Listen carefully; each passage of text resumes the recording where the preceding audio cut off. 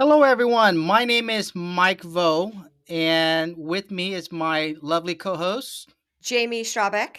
Jamie. How have you been? It's always a pleasure to be working with you on our podcast again. I have been busy, as you might imagine. Doing this video podcast has been a learning experience, and I am still learning.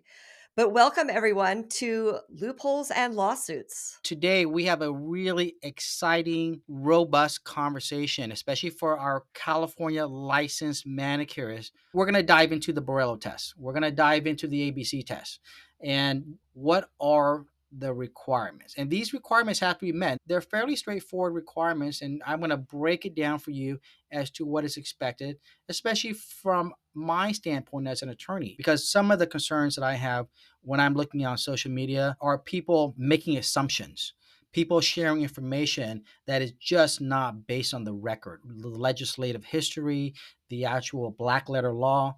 They're just making up things or they're interpreting things wrong. So I want to give our viewers the benefit of knowing how did we get here in the first place? So you understand why are these changes important. Let me first read off our disclaimer that we always do at the beginning of every episode. So I'm just going to read it verbatim for everybody. The information and advice provided today is not intended to be taken as and should not be construed as legal advice. No attorney client relationship is formed through any of the discussions on today's podcast. You must consult your own private attorney for issues that are specific to your situation. Further, all topics of discussion are based on the law in effect at the time of taping. Please make sure to check for later podcasts of loopholes and lawsuits for any changes in the law. Labor and employment issues in our industry have been a plague for many, many decades. Mike, perhaps we could start because we talk about changes in the law. Maybe we could go back 10 years to what was the law before we ever heard the phrase AB5. If you go back 10 years, there was a standard which we had to meet in order to be classified as independent contract. And there's a case here in California by the name of Borello. Most people probably don't recognize it. You're not lawyers. I don't expect you to recognize it. But under the Borello case, the court set out certain requirements that must be established to be considered an independent contractor. From my own experience working with my own clients, I know many folks in the nail industry did not even understand what those factors meant and how to properly apply them. So there's been this mass confusion over the years as to who is properly classified as independent, who's properly classified as an employee. And then fast forward to 2018, and then there's this case called Dynamex. And that case introduced those of us in California to the ABC test. The California Supreme Court issued its ruling in the case of Dynamex operations versus Superior Court. And in that case, it had to do with employees, whether they were independent contractors or not, and the test applied. The court came out with what it called the ABC test. And so, under this test, there is what we call a rebuttable presumption that an individual is an employee. So, what that means is, in the absence of any expressly stated contract or some other way of memorializing what were the terms of the employment or the hiring relationship, there's a rebuttable presumption. We look and view that worker as an employee unless, this is where the rebuttable presumption comes in, unless the employer can hit certain criteria or show certain criteria. You may want to preface this by saying that all three factors have to be met in order to be considered exempt and eligible to be an independent contractor. You're absolutely right. This test requires that all three factors be met. It is not written in what we call the disjunctive. It's not factor A or factor B or factor C. That's not the way it's written. It's A, B, and C. So that's what makes it extra challenging for many employers. You may hit one factor or two out of three, but guess what? That's not good enough. You got to hit all three. The A part of the ABC test, unless the employer can show that the worker is free from the control and direction of the hiring entity with performance of the work under contract and in fact. Layman's term, what it says is unless the employer can show that the worker was not subject to the control and direction of the employer. And it's under contract. In other words, if there's an agreement, a document of some sort, or in the practical application of the relationship. So you may have a document saying this person is an independent contractor. What the court is saying, well, hold on. Just because there's a document that says that, that doesn't mean necessarily that the worker is properly classified as an independent contractor. So that's the under contract portion of the A test. And in fact means what is the actual working relationship between the worker and the employer. A lot of times, what I do in my part of my practice, I'm asking my clients, what time does the worker show up? Who tells the worker what time to show up? How long do they have to work? When do they take their breaks? When do they get their meal breaks? When do they go to the bathroom? Who's collecting the pay? If there's a disagreement between the worker and the employer, how is that disagreement resolved? Does the worker have the ability to say, you don't control who I work for, when I work? So that's the fact. That's the actual relationship part of it. It's fact based and it's fact intensive as to control and direction. So let me go to the B part of the ABC test. The worker is presumed to be an employee unless the employer can show that the worker performs work that is outside the usual course of the hiring entity's business, right? So in this specific case, if a licensed manicurist is working in a nail salon, well, it's hard to show that the worker is not working in a profession outside the usual course of the hiring entity's business. If you're a licensed manicurist working in a licensed nail salon, you're working the same type of business of the hiring entity. One of the examples I love to use with my clients to make sure they understand is I have a law office. I need my website done. I will hire a graphic designer, a web designer, and a web coder. They do work that is very traditionally done by independent contractors, and I can hit the ABC test.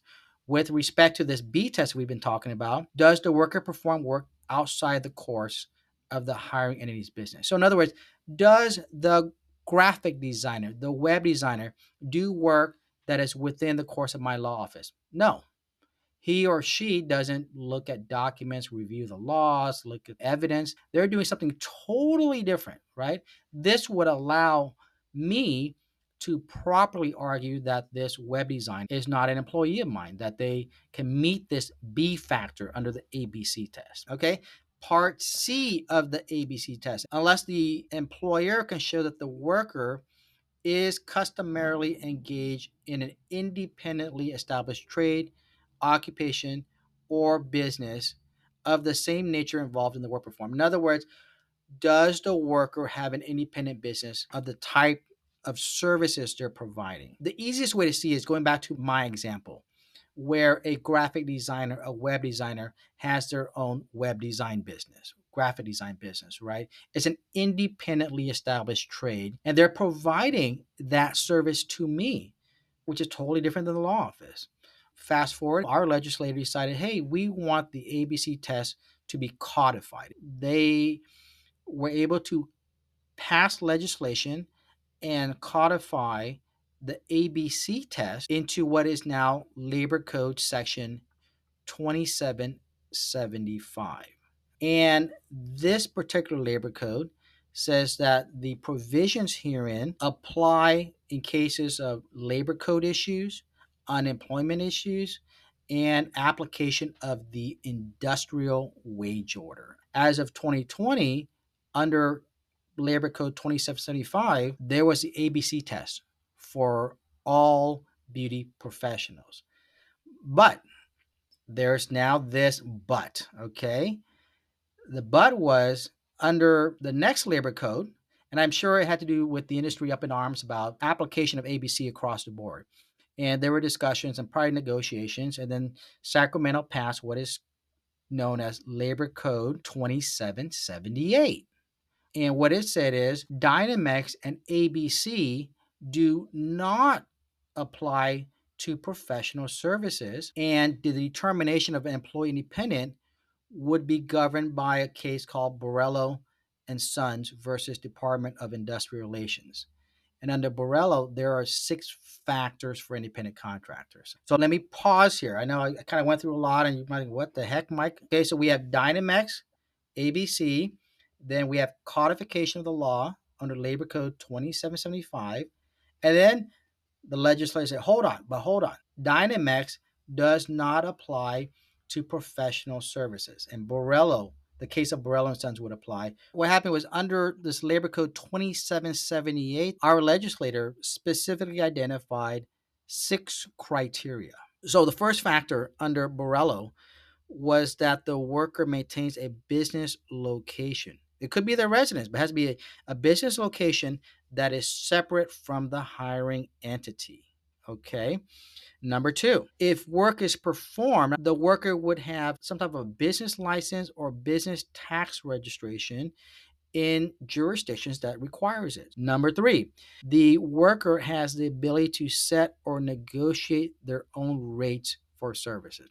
Number four, the individual has the ability to set their own hours. Number five is that the worker is customarily engaged in the same type of work performed under contract with the hiring entity, or the worker holds themselves out to other potential customers available to perform the same type of work. Number six, the worker is customarily and regularly exercises discretion and independent judgment in the performance of the services. What's captured are some of the more significant factors that were required of the Borello test because the original Borello test had 13 factors. It was a multi factor test, so it was a matter of the preponderance. It wasn't conjunctive, it was taking in totality the working relationship. How many of these factors did you meet to determine that you are an independent contractor? You're right. It's very difficult for most manicurists in a traditional nail salon setting to meet these 6 criteria.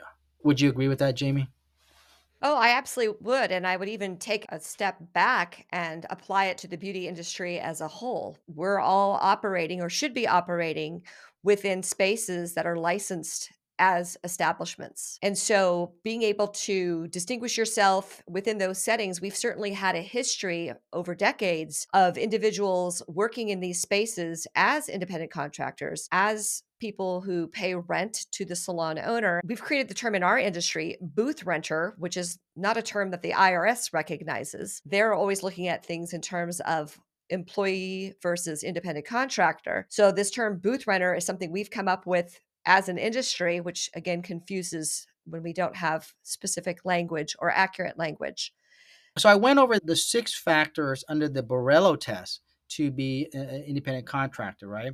But remember, I said earlier, there's a subsection of Labor Code 2778 that talks about professional services. In other words, services provided by licensed individuals under the Board of Barbering and Cosmetology. And under this particular subsection, there are 5 criteria that are required for a person to be an independent contractor. Very similar to what we saw in Borello. So under Labor Code Section 2778 B2L, a worker must be able to set their own rates, process their own payment, and be paid directly by the client. Number two, the worker must set their own hours of work and they have the sole discretion on the number of clients and which clients they service. Number three, the worker has their own book of business and own appointments. Number four, the worker maintains their own business license for services offered.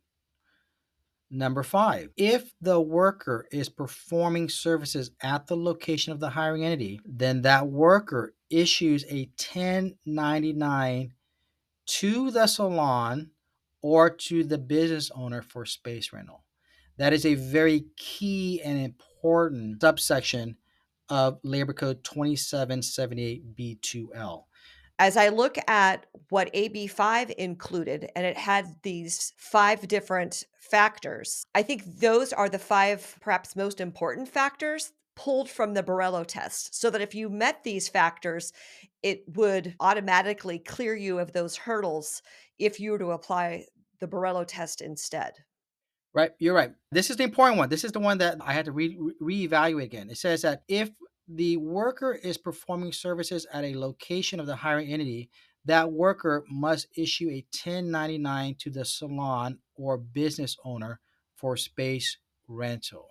That is one that is commonly confused and misapplied by licensees who are Vietnamese American. I see it confused all the time. Those are my clients.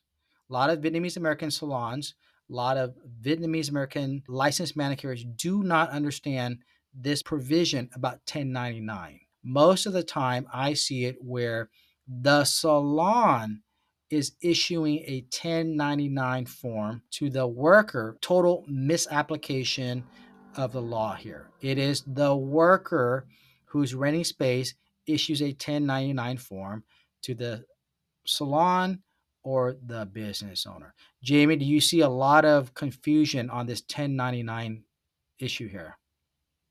I do, and I will take a bit of credit for this being added to the bill because over the course of negotiating with the author of the bill, this was not in the original draft and it was added very late. And it's because I thought this was the surest way to make it clear that the 1099 goes from the independent contractor to the salon owner and not the other way around. This is very direct, and this should put everyone on notice who was getting a 1099 from their salon owner that something was wrong and that that was a situation of misclassification. People just don't understand. It's not just the manicurist, it's not just a salon owner, it's the accountants. I partly fault the accountants for not properly educating their clients.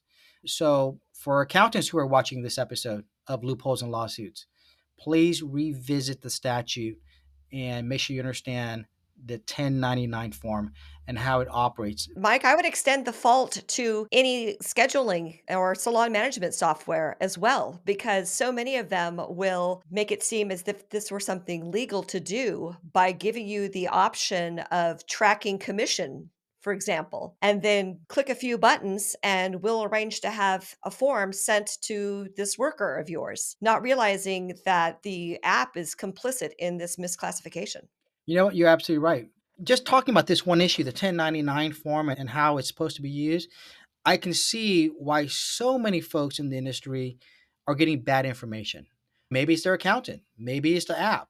Maybe it's just because it's on the internet. It must be the law. I Googled it and I saw it, or whatever search engine you use, and it came up. Must be the law. Folks, don't believe everything you see on the internet. Please consult with proper experts, right? And you say, well, my accountant, said this to me. So, Mike, are you saying my accountant is wrong on this issue? Yes. On this issue, I am saying that your accountant is wrong.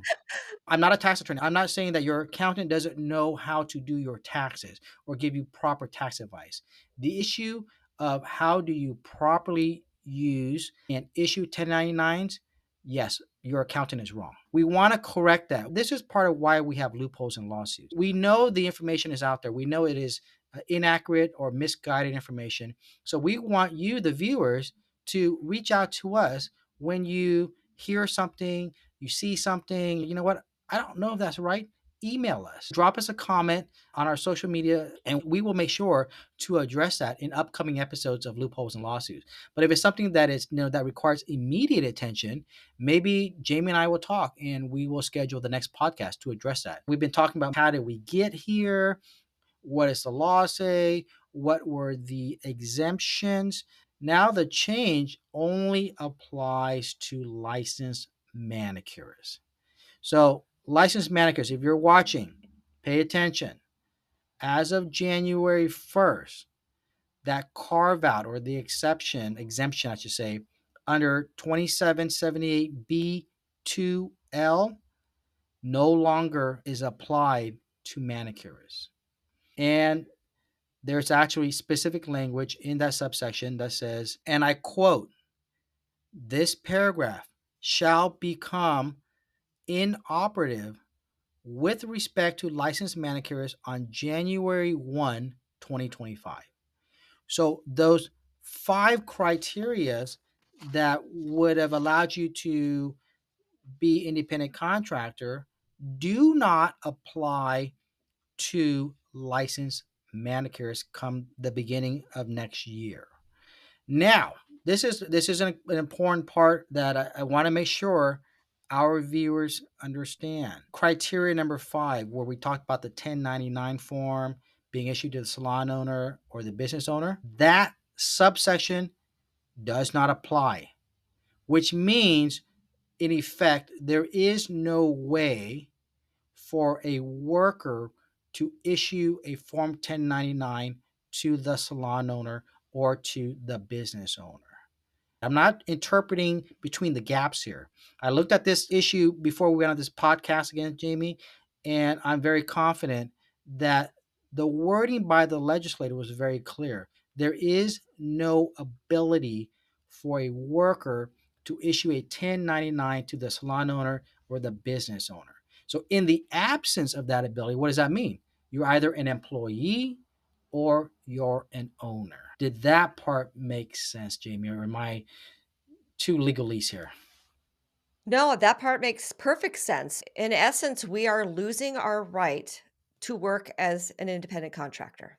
That's what's happening to licensed manicurists in the state of California. Because otherwise, up to this point, particularly the things we were talking about, the requirements we were talking about relative to a 1099, that applies across the country and to all beauty professionals, not just here in California with regard to issuing a 1099. But this very specific set of criteria where we had these 5 different factors, which again are conjunctive. You have to meet every one of them, not just some combination of them, but every one of them. Once you get to the end and realize, that sounds great. Oops, I'm a licensed manicurist. Now I no longer can do this. Or if you're a salon owner and you have licensed manicurists working in your space, and up to this point, you've had them as independent contractors, now you can't do that anymore. You're not going to be able to issue them a 1099 because that would have been misclassification from the beginning. So, what are your options? They either have to become employees of yours as the salon owner, or they would have to venture out on their own and become salon owners themselves. We are now reverting back to the ABC test under Labor Code 2775. Now, for those of you who are really taking notes and following on, you might be thinking, wait a minute, Mike, don't we go back to the Borello test? No, because the exemption for professional services as a licensed manicurist are no longer applicable, which means Borello and the 6 factors are not applied. We're going back to the ABC test under Labor Code 2775. I want to make sure that everyone understands there really are only 2 options: an employee and independent contractor. And Jamie, I want to give you the last word on this because I know you're in the salon setting and you're hearing it directly from salon owners. Concerns about ABC? What are your thoughts? I have so many thoughts because I am being contacted by many different salon owners and individual licensees who have been completely blindsided by this change. They weren't keeping up with changes in the law. They didn't know about the Dynamics decision. They didn't know about AB5, or if they did know about it, they assumed that this would be resolved somehow, not realizing that the only way this gets resolved is through legislation. And if we're not there to advocate for ourselves or for other salon owners, our colleagues in the beauty industry, then this is what we're left with. So here we are. We have covered how we got to this point. What does it mean exactly to apply the ABC test and what the implications of that will be? And hopefully we'll get into some of those questions that have already been asked of us, either privately or as loopholes and lawsuits. Awesome. Well, thank you everyone for watching this episode of Loopholes and Lawsuits. And just remember that any information that we give you on this podcast is not intended to be legal advice. You must consult your own professional for proper tax information or legal information. And with that said, thank you everyone, and we'll see you on the next episode of Loopholes and Lawsuits.